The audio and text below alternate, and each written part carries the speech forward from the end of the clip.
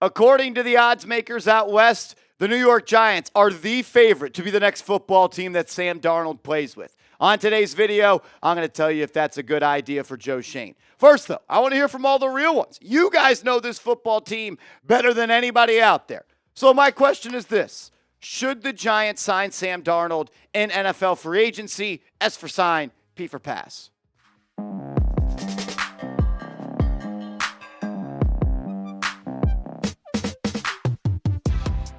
You're watching Giants Now by Chat Sports. I am your host, Marshall Green. Appreciate everybody for stopping by as we react to all of the rumors surrounding Sam Darnold and the New York Football Giants. The odds have the Giants as the favorite to be the next team that Sam Darnold plays with. Right now, the odds sit at the Giants at being plus 400. They are the favorite. Las Vegas in second at plus 550. The Saints at plus 600. Steelers and Seahawks also tied at plus 600. So a little bit of a sizable gap between the Giants and the Raiders. And look, I'm not saying this means that Darnold is going to be a Giant, but Vegas usually knows, and they're not going to make someone the favorite unless they think there is a strong possibility that could happen.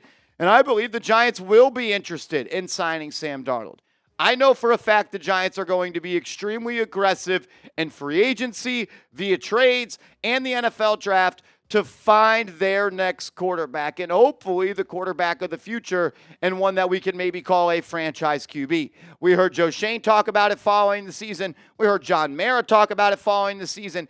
This team knows it has to go out and get a quarterback. And the one that is the best, that is in the free agency market, is the 27-year-old Sam Darnold. Look, he had an awesome season for the Minnesota Vikings. You ask any Vikings fan, you talk to Patrick Seaman, he exceeded every single expectation by a mile. He was really good. Completed 66% of his passes this year, over 4,300 yards, 35 touchdowns to 12 picks, led the Minnesota Vikings to the playoffs, won 14 games. He was awesome for Minnesota, and he is going to look to secure a bag in NFL free agency. It's been an up and down career for Darnold. A lot more downs until the ups this year.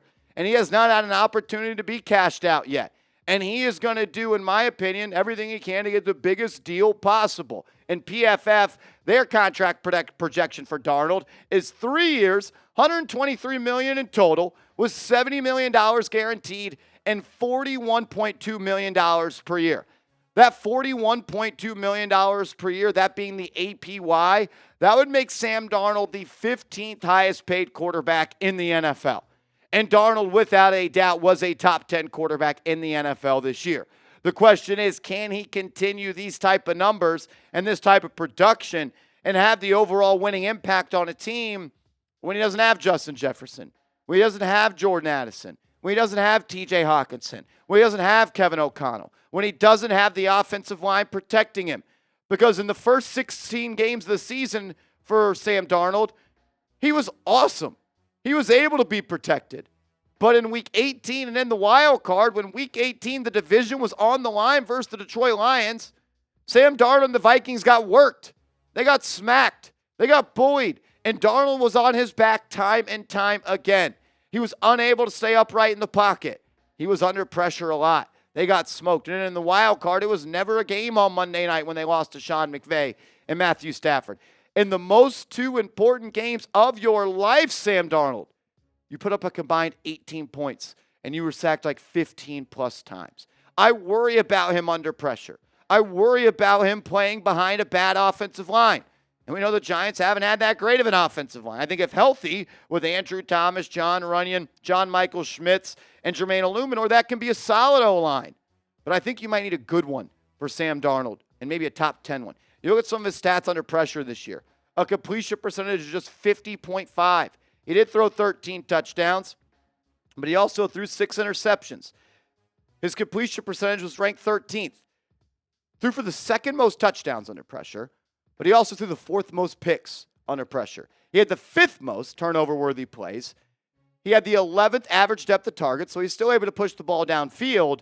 And when you talk about sacks that are charged to the quarterback charged sacks, Sam Darnold took 11, the 5th most in the NFL. So the 5th most sacks, the 5th most turnover-worthy plays, and the 4th most interceptions. He's a great quarterback when he's got time. when he's under pressure, the production definitely dips and the turnover-worthy plays increase. We'll talk more about Sam Darnold in a second and a contract I would be willing to sign him to. But first, make sure you are subscribed to the channel. The rumors are going crazy right now around the New York Giants. Free agency's around the corner. The Combine's almost here. And we may be at the Combine, and I don't want you to miss it. So subscribe and turn the notifications on. Coming up next, is Sam Darnold worth $41 million per year? Is there a contract that maybe a recent free agent quarterback has signed that makes sense for Sam Darnold and the Giants? Could the Giants just draft Sam Darnold or sign to Sam Darnold and draft Travis Hunter? That could definitely happen. We'll talk about that in a second. First, though, I got to tell you about our proud sponsor, Game Time. If you're looking for the best seats for the lowest price guaranteed, download the Game Time app and create an account and use that promo code CHATSPORTS. You're going to get $20 off your first purchase where terms do apply. If you're looking to go to an NFL playoff game, Game Time is the best place to get it. Also, NBA games, you can go to concerts, you can go to theater events, and so much more. The app is super user-friendly. They will alert you via a flash deal when the last-minute tickets are going for the best price. You get views from the seat inside the app when you're deciding which app you want to, or which seat you want to buy, and lowest price guaranteed. Use that all-in pricing feature. That way the price you see in the app is the price you pay. No hidden fees when you get to checkout. And the Game Time Picks feature as well makes it that much more easy to go see your favorite people perform. So download the app, create an account, use that promo code CHATSPORTS, CHATSPORTS for $20 off your first purchase where terms do apply. All righty, just an overall view, zoomed out view of Sam Darnold. Pros, got legit size. He's built like an NFL quarterback. That's why he was looked at as a franchise quarterback coming out of USC. He's got the size. He's got the arm talent. I also think he's a pretty good mental processor, and I think he has a knack for making the big plays. Sometimes that's a fault of his own, playing a little bit too much hero ball. Great size, great arm talent. Some cons, aggressive to a fault and holds the ball too long. I think that he sometimes, and I think he's scarred from playing with the Jets and the Carolina Panthers, that when you play with a bad offensive line, you feel pressure even when it's not there, and you start to attract pressure, and you stare at the offensive line when the pressure breaks down. Overall, I think he's a high-risk, high-reward starting QB in the NFL. I think there's a world where Sam Darnold can be a top 10 quarterback in this league. I also think if Sam Darnold goes to the wrong football team in free agency this year, he could be a bottom 10 starting quarterback. 2024 was awesome, though. I know the game against the Lions and the game against the Rams were not great down the stretch. But overall, man, he was good, and he was above middle of the pack in almost every single category. EPA per play, catchable ball percentage, adjusted completion percentage, pushing the ball downfield, average depth of target, yards per attempt, big-time throw percentage. He had a low turnover-worthy play percentage, and he's also someone that can buy time with his legs. He can scramble, and he can create time to make plays downfield. But I can't forget what I saw in Week 18 and in the division and in Wild Card Weekend. He was awful, man. 53% completion percentage, just 411 yards in 2 games, 1 touchdown, and 1 interception.